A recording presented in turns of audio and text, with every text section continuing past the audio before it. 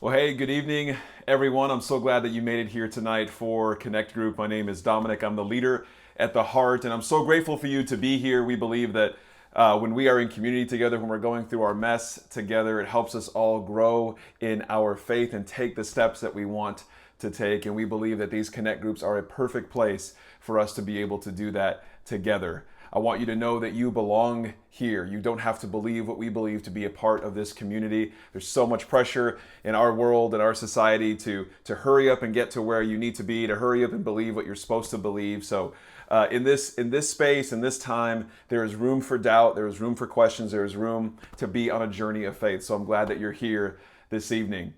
We started a brand new series on Sunday called Yours. And in this, we're going to be exploring an idea of when you make something yours, it becomes ours. And we have our community or something that is ours and we share it, we can make it yours. We can make someone else know that it's theirs. So, our first message we had this past Sunday, we talked a little bit about what it means to contribute to a community, to contribute to any community that you're in. And we wanted to expand it bigger. It's bigger than church. It's bigger than contributing is bigger than church. It's about our neighbor. It's about seeing the people around us, whether they're Christian or not, whether they go to church or not. And how when we make our community ours, we make it ours. You make a community yours when you contribute to that community. We talked about serving a little bit, and there are opportunities to serve for sure at the Heart, but that is not the end. That is not the goal to serve at your local church. It can be a starting point for you. So we have a few questions based around the message, and if you weren't there on Sunday or haven't listened to the message on the podcast or anything like that, you're still good to be a part of this conversation.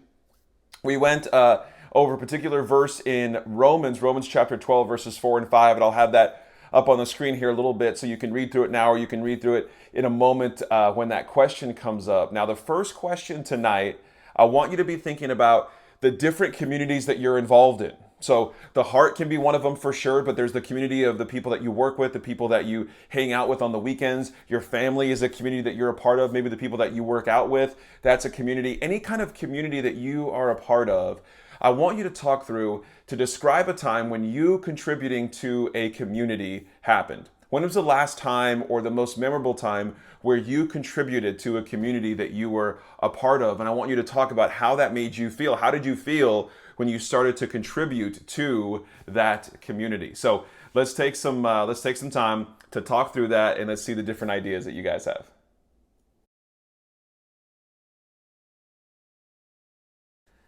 All right, now for the next question tonight, I want you to read the verses if you haven't already. Again, it's Romans chapter 12, verses 4 and 5.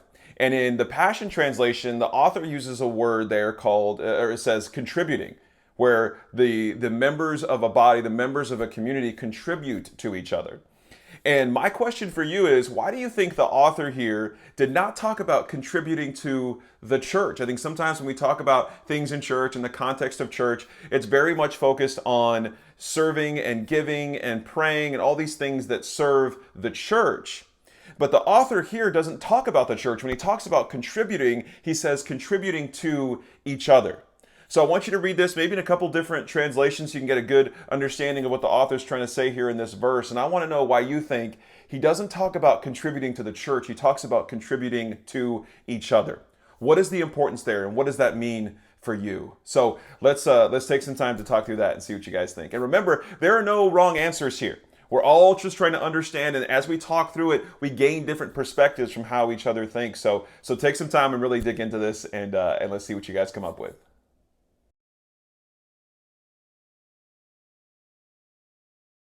All right, now for the third question tonight, I have to say that before we answer this question, before you think about answering this question, there can be no guilt tied to this question.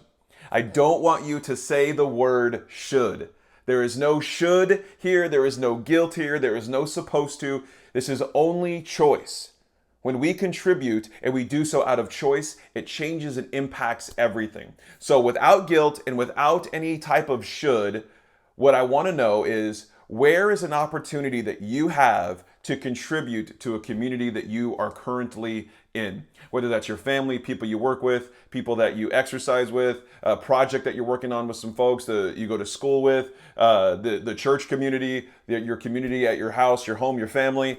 Where is an opportunity that you have to contribute to a community that you are in? And so let's take some time to talk about that. And I'm going to challenge all of you to help everybody else make sure we're not using the word should. When we say should, we trap ourselves into thinking a certain way or making sure we're doing something, and it removes our opportunity to choose to do it if we're telling ourselves that we should do it. Okay, so I'll let you guys take some time to answer this together.